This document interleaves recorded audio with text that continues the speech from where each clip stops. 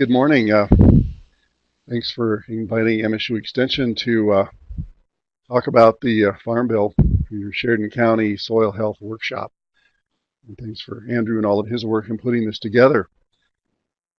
So I'm going to be talking today about the Agricultural Improvement Act of 2018. And I think it's really important as we dive into the Farm Bill to be careful about what we're saying about the Farm Bill at this point in time because none of the rules for the Farm Bill have really been written. They'll be written over the next few months here.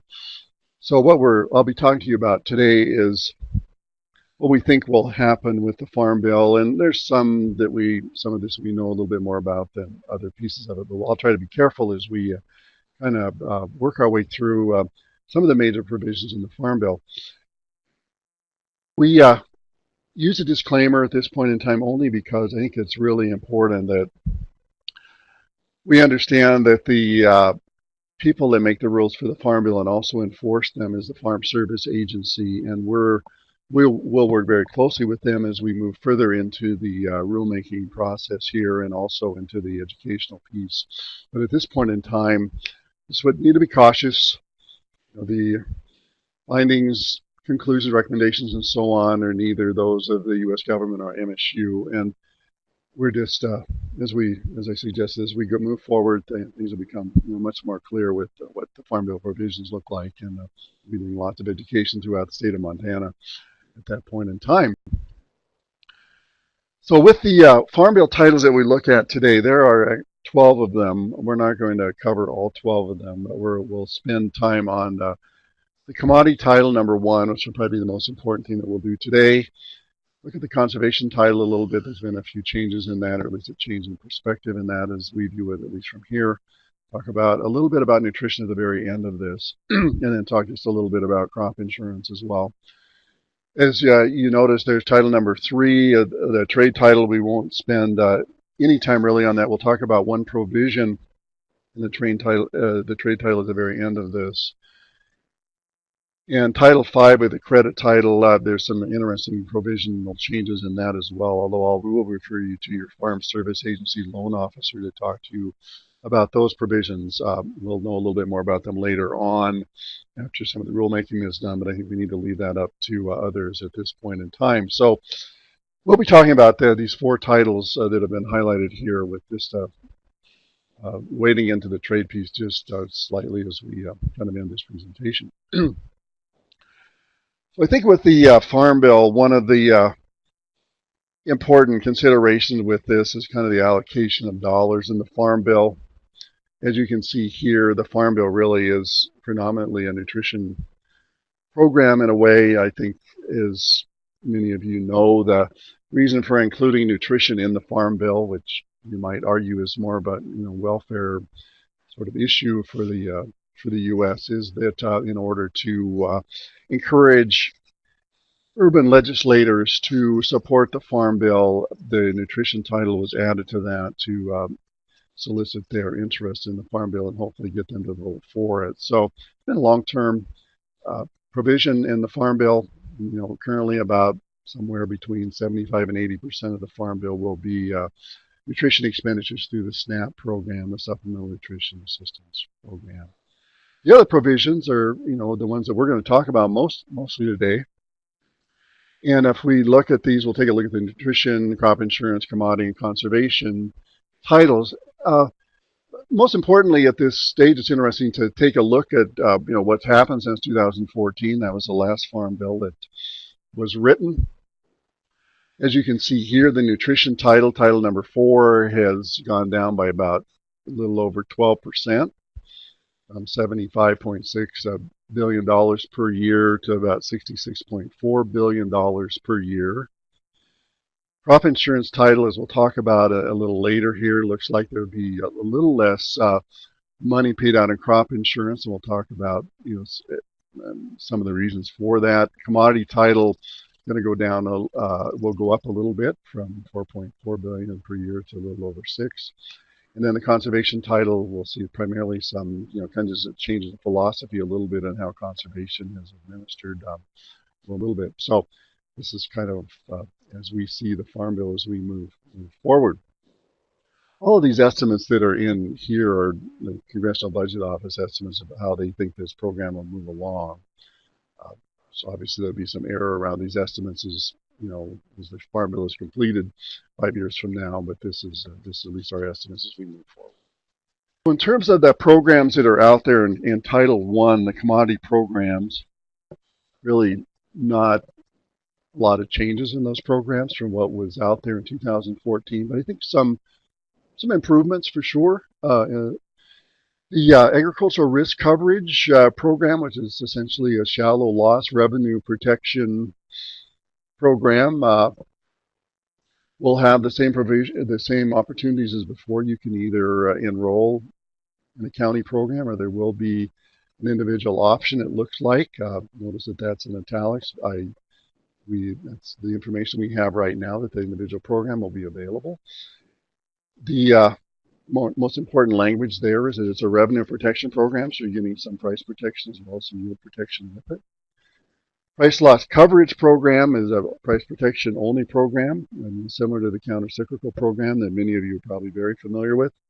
But not very many changes in that, although we'll see it's been enhanced just a bit as the reference prices have been bumped up, or the potential for them to be bumped up just a bit.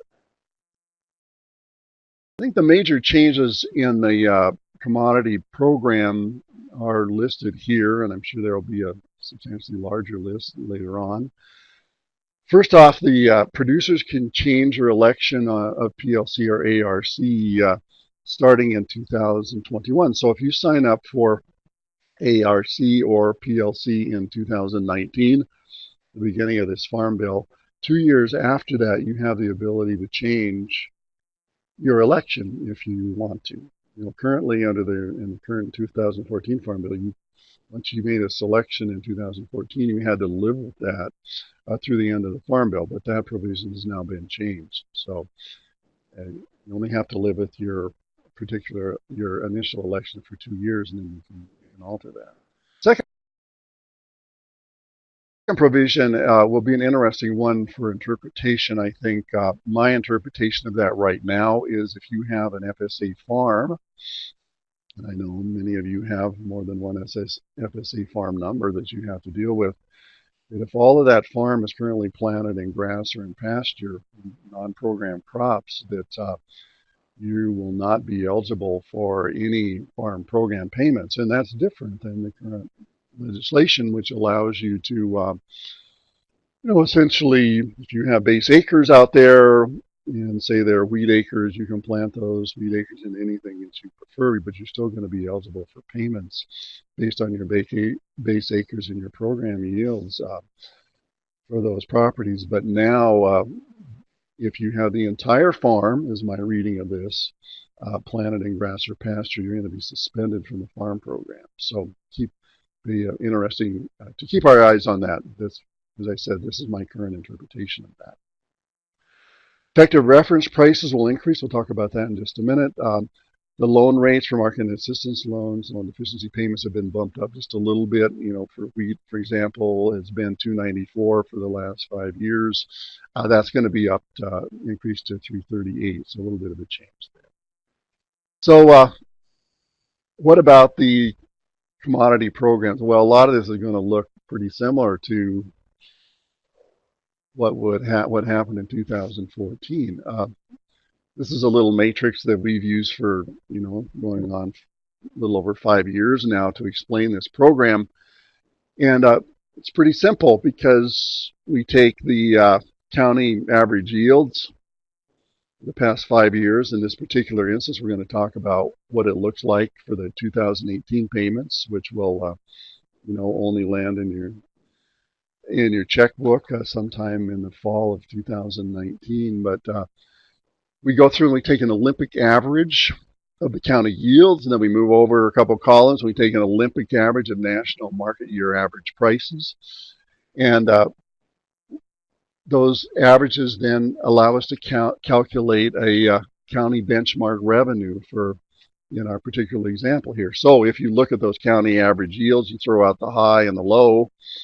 That's going to be our Olympic average. You can see in this particular case, our low is 29 bushel to the acre in 2013, and our high is 50 bushel in 2016. Both of those are tossed out.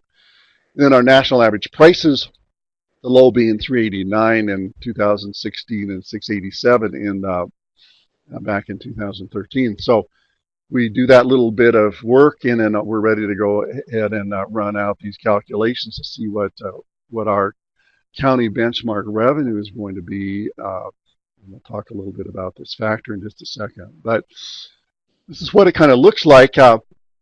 This is This was done down in Judith Basin County rather than up in the northeastern part of the state. But the Olympic average yield for 2018 here looks like it's going to be a little over 40 bushel to the acre. Olympic average price about 520. And so we calculate this benchmark revenue by just multiplying those two numbers together. So we end up with a benchmark revenue of a little over $209 an acre. Now, this county benchmark revenue becomes really important to you in the ARC program because you can only have an ARC payment that is no more than 10% of what this county benchmark revenue number is. And we'll see that in just a minute here. But the revenue guarantee for the county is actually not quite that number. Even though we talk about it being a benchmark, the county revenue guarantee actually for the county is only 86% of that. There's some budgetary considerations that were done, way back in 2014, and that 86% looks like it's going to remain in the current farm bill as well. So the number you're really looking at for your benchmark revenue is at $180. What's this then look like as we get into 2018? And this will be the crop year 2018. It's a marketing year that actually runs from the 1st of June in 2018 all the way to the end of May in 2019. But it looks, if we just take our little example here, we say, well, the actual county yield is going to be about a little over 40 bushel to the acre. The national average price around $5 a bushel.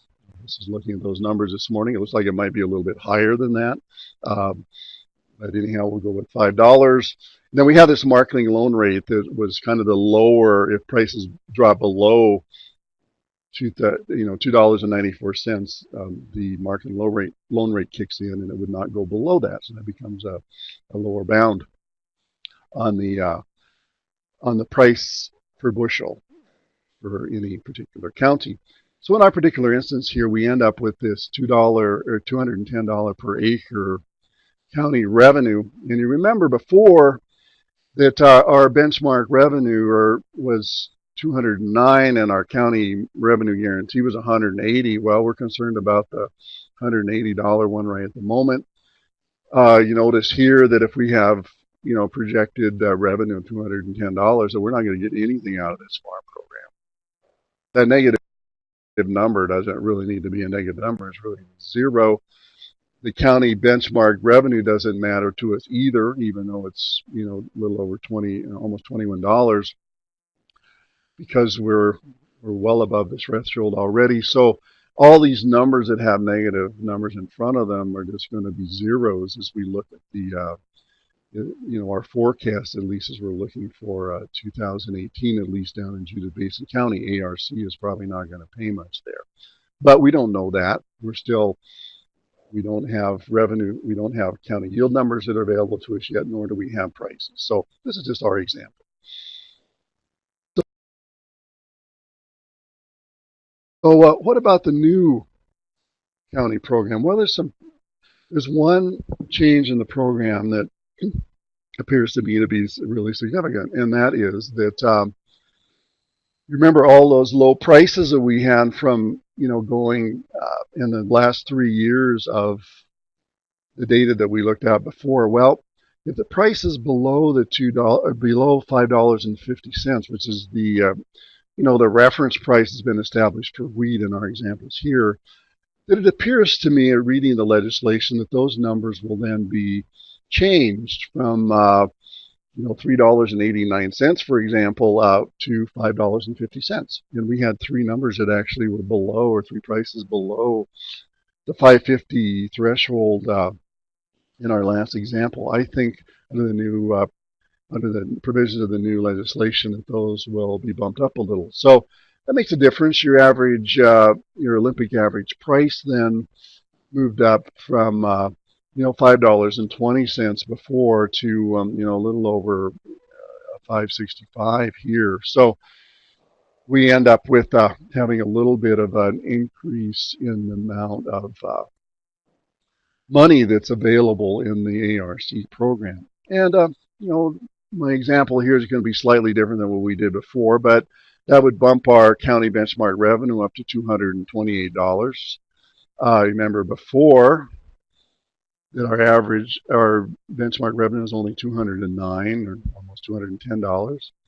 And it would bump up our county revenue guarantee to a little over $195. And remember, before, our county revenue guarantee was about $180. So if we put that into our calculator here to figure out what's going to happen, and these are pure estimates because now we're looking a whole year ahead to say, well, what might things look like in 2019? That production year hasn't even started yet for most producers in Montana, even though there is some winter wheat that's planted. But let's say that the county yield looks about the same. Average market prices maybe go down just a little bit. Just makes my example work out here. Notice that this marketing loan rate has moved up from 294 to 338. So the lower bound, and pray to God we never end up having to worry about that lower bound, but that's now at 338. So we end up over here then with $189 per acre county revenue, and notice that that is a little below the $196. So in this particular scenario here, there's going to be money that's going to be paid out. So the difference between the county revenue guarantee and the actual county revenue was $7.44. Remember that we had this payment cap on there, but the $7.44 is less than 10% of this county benchmark revenue that we had talked about before, which would be nearly $23 an acre. So we don't have to worry about that in this example. So our gross payment kind of looks like it's going to be, $7.44. It's the smaller of those two numbers above. But we're only going to get paid on 85% of our acres. Another budgetary consideration, it looks like that budgetary consideration of 85% is going to stay the same as it was in the 2014 Farm Bill. So we end up, getting $6.33 out of this. So that's the differences in the, at least in that part of the commodity program in the ARC county version of that. I'm not going to cover the individual program here today, but as we come out and do work out in the counties later on, we'll be diving into some of the provisions of that. But we're comfortable talking a little bit about the county program. We just need more information on how that individual program is going to be designed before we proceed ahead with that. The other part of the commodity program is price loss coverage. And it's similar to the county cyclical payments that most of you are familiar with. It's tied to whatever acreage you have on each of your FSA farms and whatever program yields you've established on those farms as well. It makes payments when we fall below a trigger price. We'll go through an example here in just a minute. And, really it's pretty simple. All you got to do is subtract a couple of numbers and you can come up with about what your payment's going to look like. Most important provision probably in this is what's in italics at the bottom of this. And again, this is my best guess of what in reading the legislation, but there's going to be more pressure on producers to plant program crops if they want to get program payments. Now you can go ahead and, as I suggested before, you can plant anything on those program acres and still receive farm program payments out of those. But I think there's going to be, as I suggested, there will be more pressure for people if you're going to get program payments for wheat, for example. You're going to have a program crop or wheat specifically planted on that acreage to get those payments. So one of the important provisions is this farm program moves forward. talk to you just a little bit about these reference prices. For any of you that are on these, had the PLC, a program that you chose as your option back in 2014, you're familiar with all of these numbers. Under the old statute, wheat was 550, barley was 495, and then corn 370, which isn't such a big issue for us in Montana. Under the new program, you notice there are two columns that are over there. The 550, the 495, and 370 are still there, but there is an opportunity to compute an average again, this is, it looks to me like this average will be calculated over the previous 5 years and if that average price is higher, then the reference price will also move higher, but it's only going to move higher by 15%. So the maximum reference price, if you were to take the 550 and multiply it times 1.15, you'd find out that $6.33 is going to be it. And on barley, 569, and on corn, 426. So you have a lower bound on this of $5.50, but then an upper bound on the reference price of $6.33. So let's see how that works out here. On the if we're looking at price loss coverage, today, and again, kind of forecasting what's likely to happen with these payments coming up in the fall of 19. Might look something like this, although, as I said before, I'm not sure that effective price is going to be $5. I think it might be a little higher than that, looking at some data earlier this morning, but we'll just go with $5 for the moment. So we have the reference price is $5.50. If our effective price turns out to be $5, then you're going to get 50 cents a bushel. If your payment yield per program yield is 42 bushel to the acre here, you're going to get a gross payment out of this of 50 cents times the 42 bushels, or $21 per acre. But again, you're only going to get paid on 85% of your acres. So you're going to get something, like $17.85. So, keep in mind, if it turned out that you had a relatively higher reference price of something like $6.33, for example, you're going to get, additional funds out of this price loss coverage program as well. But we'll have to see if that provision actually, we'll be interested to see as we move through time, if we actually bump up against that 15% increase in reference prices. Under the new program, if we, we're just going to stay with the same $5.50 price, but if we were to have lower effective price for wheat as we move forward, again, just the same subtraction as we do before. And in our example here, get around $35, $36 per acre. But again, I wouldn't put much faith in the numbers that are sitting here at the moment, because we're trying to look out 2 years and try to forecast prices is well beyond my ability. The only thing about projections is that normally they're wrong. So, but nothing. The PLC program looks very much the same as it did before. You look at this ARC and PLC payment programs here in Montana since the beginning of this program. In the first year of this, we did a lot of farm bill education. There were certain people that did very well on the ARC program, especially in the northern part of the state, because of just the arithmetic around the ARC program and having some years that hadn't been so good, so they were really in line for some pretty substantial ARC payments. So in the first year, we had about $600,000 in the PLC program, and then about $5.5 million that was paid out in the ARC program. As you look at these as we move forward, probably the biggest difference was in 2016, where there's about $202,000 in the PLC program because of lower wheat prices and barley prices here in Montana. In the ARC program over here, only paying out about $20 million. So both of the programs have been very significant in Montana, but the PLC program has been paid out more in terms of aggregate dollars in the state of Montana, at least, than the ARC program over this period of time. What do we think is going to happen with the commodity program. I think the general sentiment right now is that there's going to be more money that's going to be paid out in the commodity program. And if you look at this little graph here, and you can work from 2016 over on the left all the way to to 2022 on the right. But you notice the green part of this is the PLC outlays, the yellow the ARC outlays. As you can see over time, especially when you get out beyond 2020, there's some reason to believe, at least in the surveying that's been done, that there's going to be a lot more interest in the PLC program.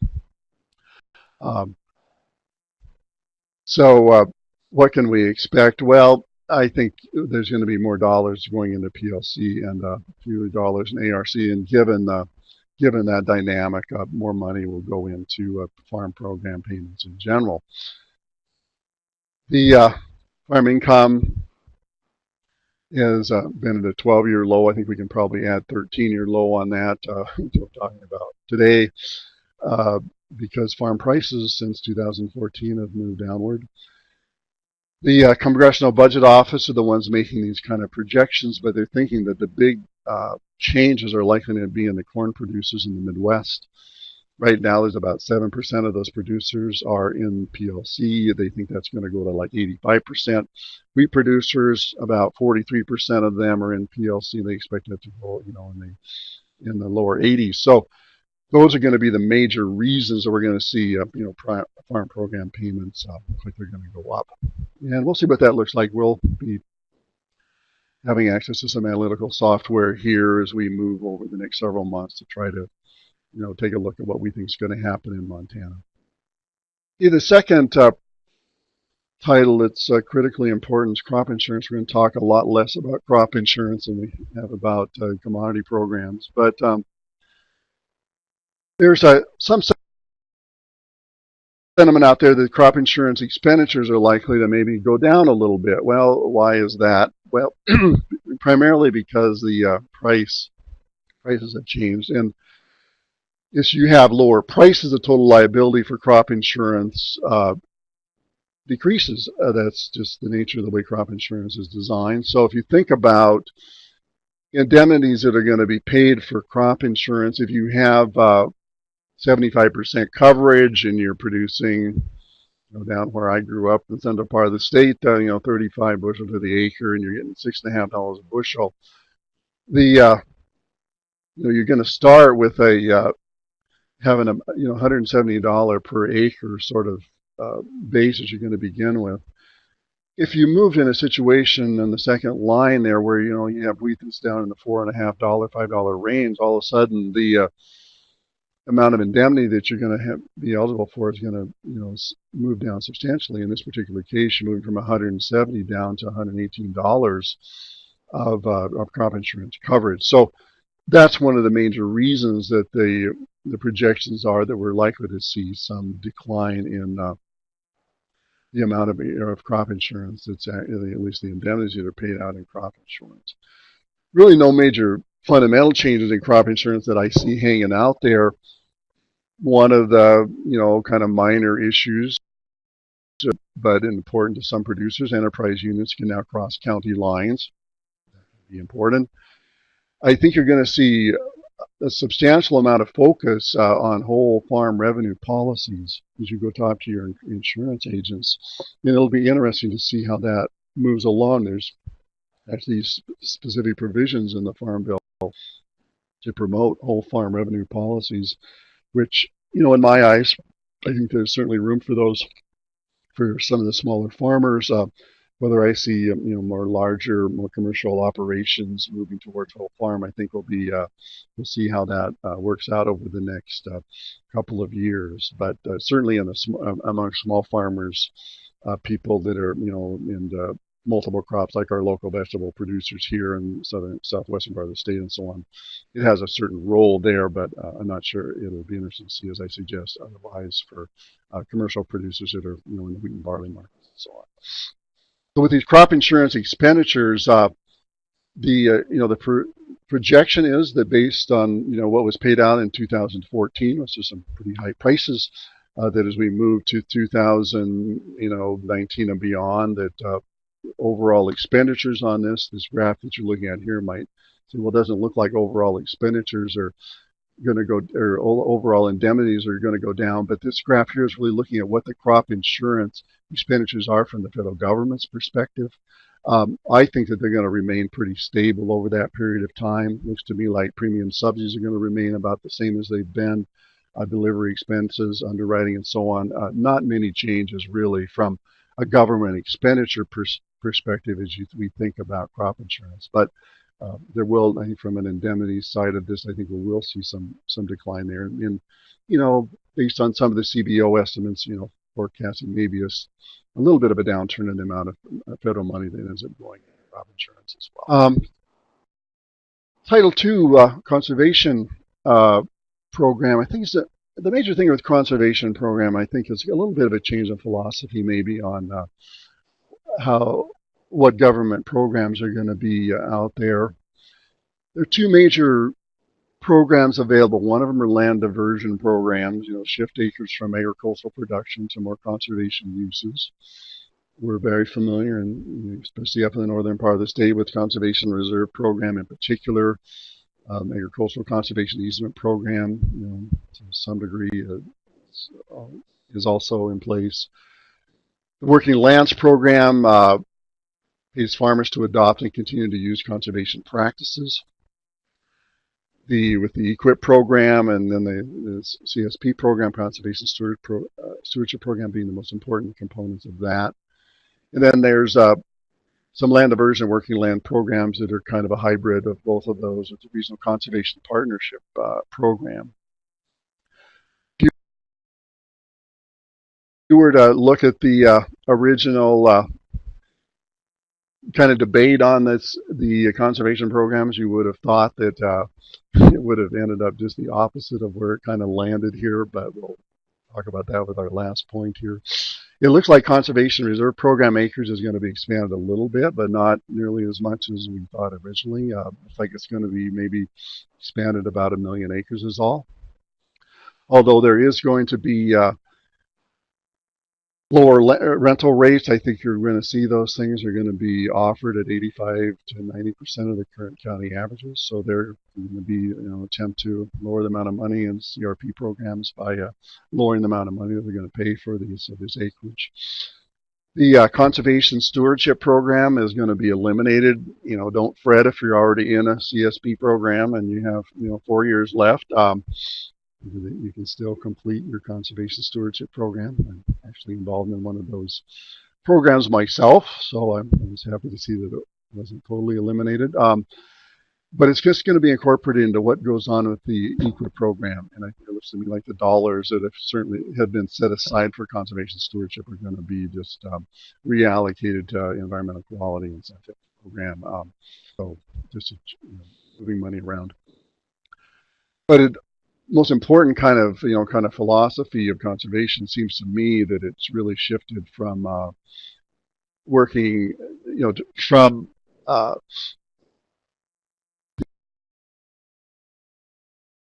the situation from land diversion programs really over to working land programs. So I had to change my story on the bottom of my slide here. But that seems to me to where the program has gone. And the last item on my slide here was really what we thought, prior to the passing of the Farm Bill, that some work that went on the last few days of the Farm Bill really kind of flipped this on edge. And so we're of the opinion now that it looks like the shifting priority has been toward working lands and really away from land diversion. But we'll see kind of as the rules are written to see if we still believe that that's in fact the case. So what do these projected outlays look like? It looks like we're going to see things look pretty similar as you look at this, maybe some additional dollars, but not very much going into conservation programs. And if you look at the kind of 2018 and then moving forward and being pretty stable from the beginning of the Farm Bill in 2019 and 20 all the way through several years actually on this graph beyond the end of the farm program.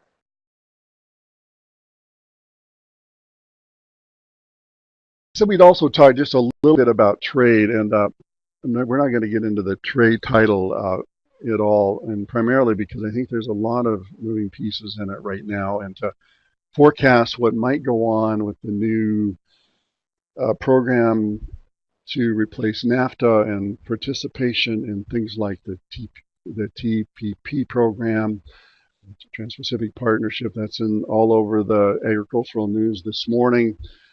It's just too many moving pieces to really touch on where we might end up. But market facilitation program is out there. This is really to go ahead to compensate people that were damaged by the tariffing that went on in the for agricultural commodities, and so there's some pretty interesting implications for this in Montana. If you read the first line of this, it's the U.S. Agricultural Marketing Service will administer a food purchase and distribution program to purchase up to $1.2 billion in commodities, and these are the commodities that are here. The ones that matter to us most here in Montana are really wheat and probably to some degree hogs, but that's really defined just for the Hutterite colonies that are here in the state. But the current implications for this, Montana producers producing wheat could expect to get about 14 cents a bushel, but you're only going to get paid on 50% of that crop, at least for the moment. And this, so over time, you'll actually get the 14 cents out of this. The big winners in this, and probably the people that I suspect were impacted the most, were the soybean people. They actually got $1.65 out of this particular program per bushel. People raising hogs, like I said, here in Montana, got $8 per head. And then there was a maximum payment limit on this of $125,000 per person. If you look at across all of these market facilitation payments from top to bottom here, cotton through wheat, at the point in time that last data that I've had access to, it looks like there's about $4.7 billion of this has been allocated, but actually the number is pretty close to $8 billion now on some newer, at least totals that I've had access to, which is important. I think looking at market facilitation in relation to the commodity programs becomes something to spend a little bit of time thinking about, only because it amounts to a pretty substantial part of what we think about commodity subsidization. We think about $8 billion out there on a base and commodity programs of around $6 or $7 billion normally. So it's a really significant contribution to help offset some of the challenges with the international trade at the moment, and specifically the tariff. The last little piece of this is a critical piece of the Farm Bill, but deserves a couple of minutes of our time here. This is with this Supplemental Nutrition Assistance Program, or SNAP. This is the big debate in the House of Representatives, and turned out that nothing really changed from what was in there before. And this is really the current legislation here. Any able-bodied adults without dependents between 18 and 49 are required to work 20 hours a week or participate in qualified job training and volunteer programs. So this is just current law, and nothing really changed in current law. Under the provisions that were being debated, part of it was to have able-bodied adults with dependents that were going to be part of that needed to be subject to these provisions, and they wanted to increase the age from the upper bound of this from 49 to 59. So those are kind of the major things being debated. But again, nothing happened with the SNAP. One of the important things with it, though, is that it looks to the folks estimating the SNAP over the next few years. It looks like SNAP payments are going to go down, and they're going to go down, I think, for some pretty good reasons. One of them is that it's a relatively strong U.S. economy, and certainly a part of that right now, and is in the last couple of months here, we're having more people entering the job market than we've had in a long period of time. So that's really very positive news when we think about things like SNAP, because people aren't depending on those that kind of assistance any longer. Expected unemployment rates, going down, and the number of people expected to leave SNAP are really pretty remarkable. There's about 42 million people, get money out of the program, and I've seen estimates thinking that they all the way from 1 million people per year to 1 million people over the life of this farm bill. Uh, so there's a substantial number of people they think will drop off the SNAP rolls with this economy that's doing a little better. So here's our proposed expenditures. Same thing you looked at the very beginning, about $86.7 billion will go into what we call the Farm Bill and all the provisions in the Farm Bill per year, the next 5 years, with major changes that we talked about at the outset. With the most important ones for us in the agricultural community, of course, are the Title I, Title II, and then Title 11, as we think about the amount of funds that might flow directly into the farm and ranch sort of community here in Montana. So that's the Farm Bill as we kind of view it today, and be happy to take any questions that you might have regarding any of the provisions in the 2018 Farm Bill, as much as we can shed some light on what those provisions actually might look like when all the rules to the Farm Bill will be written, and we'll be out throughout Montana talking about those things. So anyhow, I'm open for questions. So I will turn the program back over to Andrew, and give me a call on my cell phone, and we can visit further about the Farm Bill. So thanks a lot for your time today.